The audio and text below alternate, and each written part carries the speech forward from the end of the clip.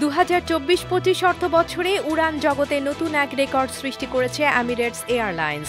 সমাপ্ত অর্থবছরে এই সংস্থাটি তার ইতিহাসের সবচেয়ে বেশি মুনাফা অর্জন করেছে।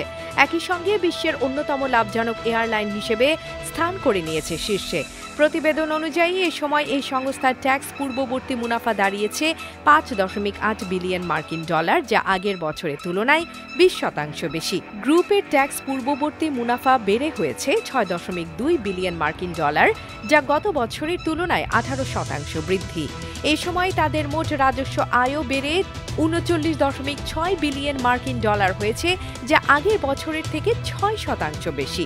এমিরেটসের অন্যতম অঙ্গ প্রতিষ্ঠান এমিরেটস এয়ারলাইন রেকর্ড করে 34.9 বিলিয়ন মার্কিন ডলারের রাজস্ব, যা আগের বছর থেকে 6% বেশি। বিশেষত ইনভেস্টমেন্ট কর্পোরেশন অব দুবাইকে 1.6 বিলিয়ন মার্কিন ডলার লভ্যাংশ প্রদান করার ঘোষণা দিয়েছে সংস্থাটি। যাত্রী ও পণ্য পরিবহন সক্ষমতাও উল্লেখযোগ্য বৃদ্ধি দেখা গেছে। গত বছরের তুলনায় 4% বৃদ্ধি পেয়েছে, ফলে এই সময় তারা 5.37 কোটির বেশি যাত্রী পরিবহন করেছে। পণ্য পরিবহন শাখা এমিরেটস স্কাই কার্গো সারা বিশ্বে 23 লক্ষ টন পণ্য পরিবহন করে, যা আগের বছরের তুলনায় 7% বেশি। অন্তর্বর্তীভাবে এমিরেটস গ্রুপে বর্তমানে কর্মরত সংখ্যা 1,21,122 জনের বেশি, যা গত বছরের তুলনায় 9% বেশি। অতীতে এয়ারলাইন জগতে যেসব রেকর্ড ছিল, এই বছর তা নতুন করে লেখা হয়েছে। AB news desk report.